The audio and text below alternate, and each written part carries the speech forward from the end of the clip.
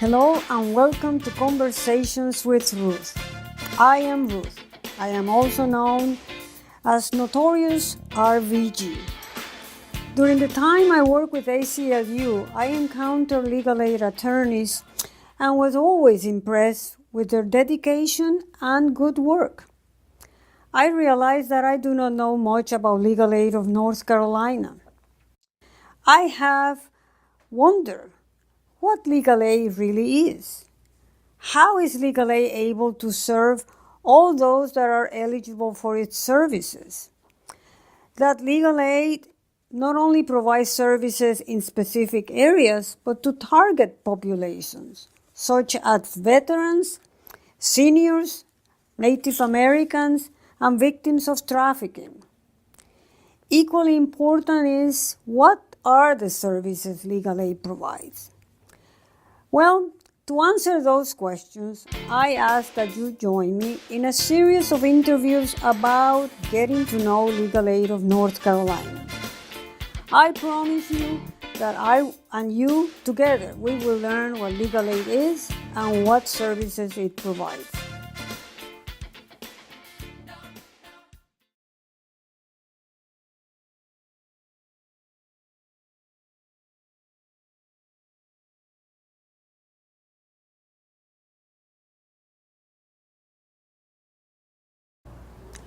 Welcome to Conversations with Ruth. I am Ruth, and sometimes I am also called RBG. I want to tell you that I prefer to be called Justice. This conversation today is part of our series Getting to Know Legal Aid, and we are going to be talking about the legal aid firm. I have done some research to fulfill my curiosity about legal aid, and have to inform you that legal aid is a full-service law firm that has offices in all of North Carolina. And when we say all of North Carolina, it means that they serve 3.5 million people that are eligible for their services.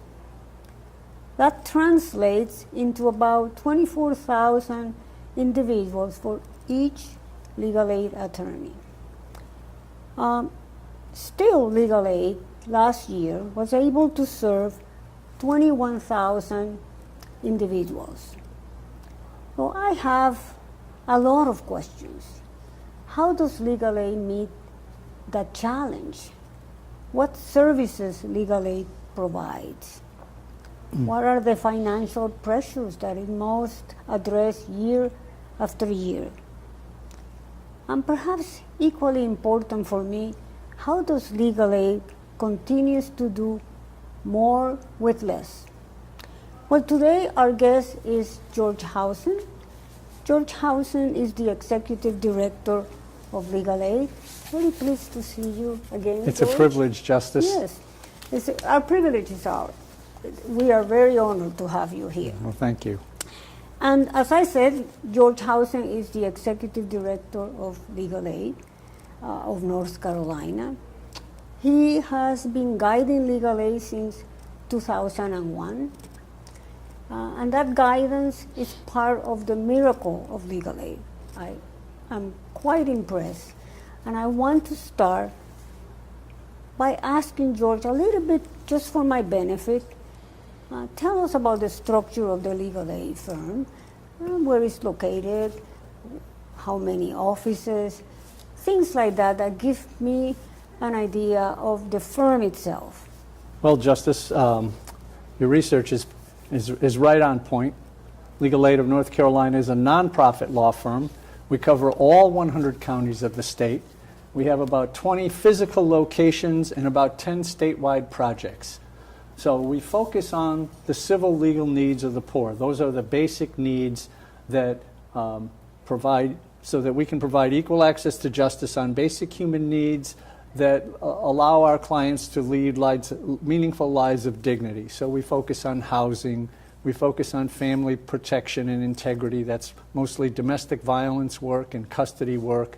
We do education work, we do employment work, public benefits work, and we do community economic development and things of that nature. So we're focusing on basic needs. We're not doing personal injury. We're not doing criminal. We're focusing on the civil legal needs of the poorest of the North Carolinians. About 35% of the population, again, as you said, are eligible for our services, and we have about 170 lawyers and 60 paralegals and then some support staff that do all of this work. That, and in any given year, we're working on behalf of families, 21,000 families to 25,000 families in direct legal services. Then we serve about another 25,000 in terms of outreach, giving them information. Mm-hmm.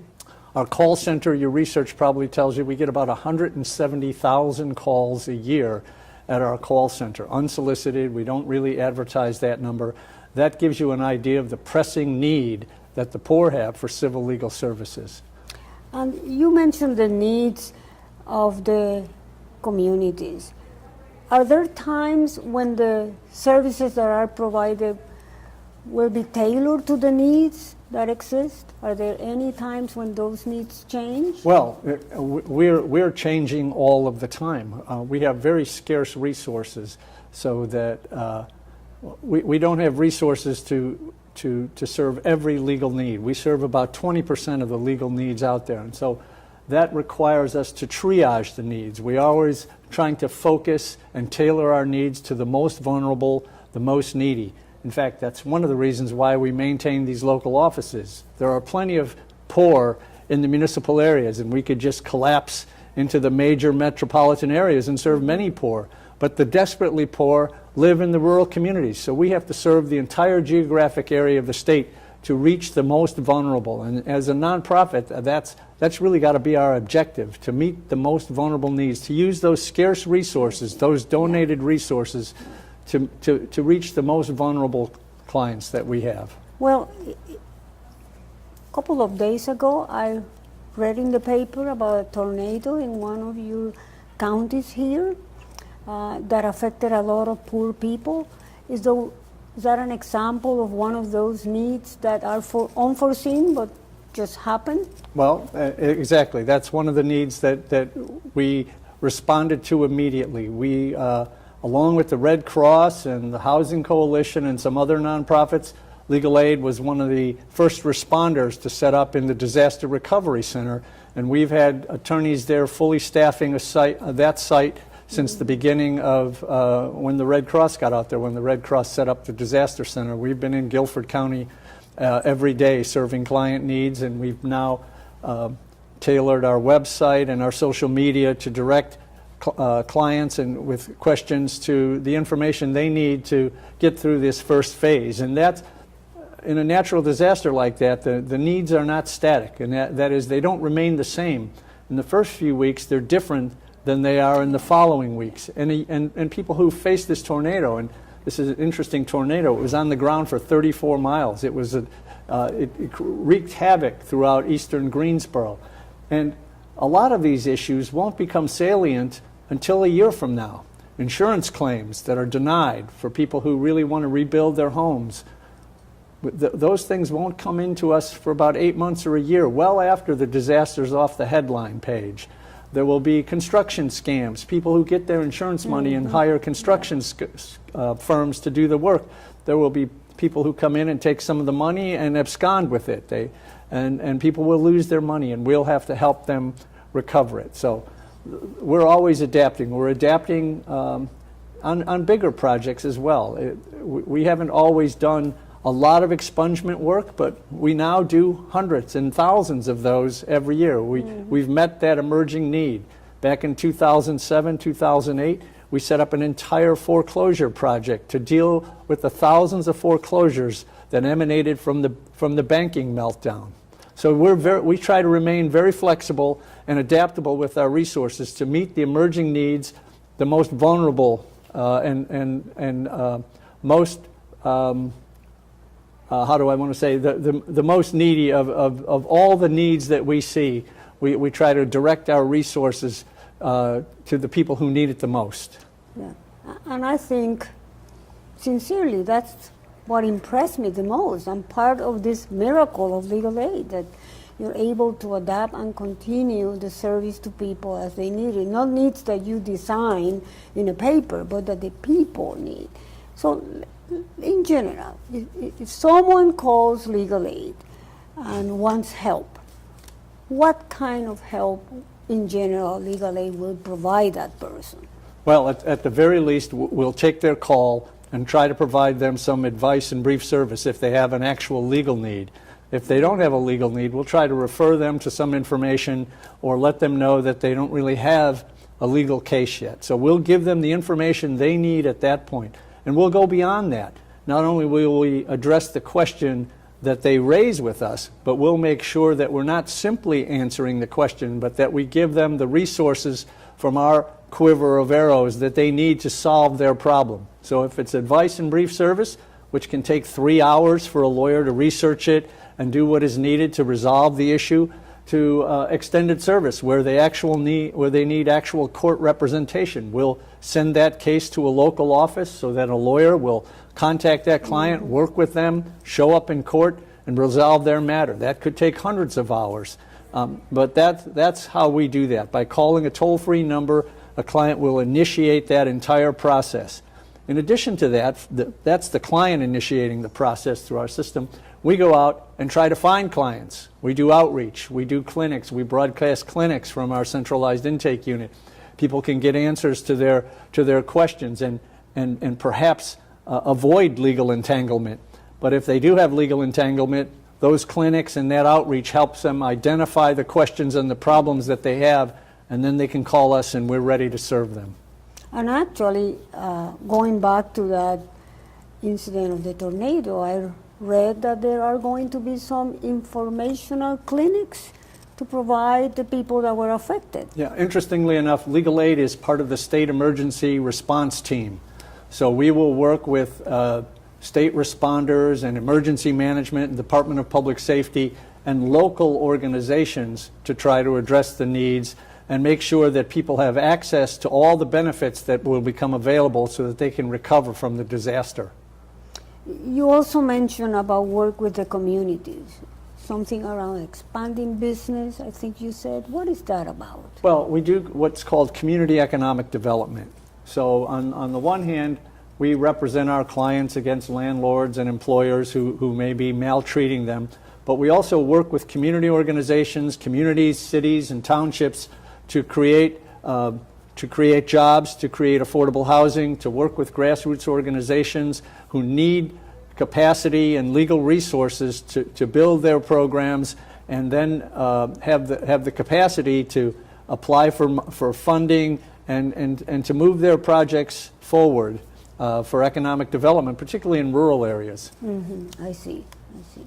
Well, we have talked about the part of the phrase do more with less. We've talked about the more. How about the part that is the less? How does legal aid respond to the financial pressures that I know exist year after year? Well, it's interesting. We are a nonprofit, and right now we're about a $22 million program. And that supports 175 lawyers and all the support staff and all of our physical locations and all of our statewide projects. And that money is raised, every nickel of it, every year. We have a couple of multi-year grants, but none of that money is given to us without applying for it. So we're applying for grants every year to make sure we have enough money to meet the needs. And we don't simply go out and look for money. We, as a law firm, have continually investigate and reaffirm and reacquaint ourselves with what the emerging legal needs are. What are the most dramatic and draconian of the legal needs that are facing? What makes our clients vulnerable? Those are the issues that we continue to try to fund. We're not out there just searching for money to fund our project. We're looking for money to fund the legal needs that people need to live lives of dignity, meaningful lives of dignity, and to escape poverty and to escape violence. Those are the funds that we look for. I see. And we try to plan out about 2 years in advance. Now, there have been times in 2014 when there was a legislative cut and but we had built up a reserve, and we didn't really have to have any cuts for about a year after that. That was a surprise. You know, there's always going to be surprises in a nonprofit. There are funding cuts and delays in funding, but we try to plan for about 2 years out. Yes. Well, this is all the time we have for now. I am very grateful that you have given me all that information and keeping this miracle going. I don't plan to retire. Don't think about that. But if something happens and I ever do, I will be honored to join this group. Well, it would be a privilege to have you. We have some of the most outstanding lawyers in the state, and you would be welcome. Yes, I have Thank seen you that. very much. Thank you. And for all of you that join us today, thank you. And I want to invite you to join us for future conversations with Ruth.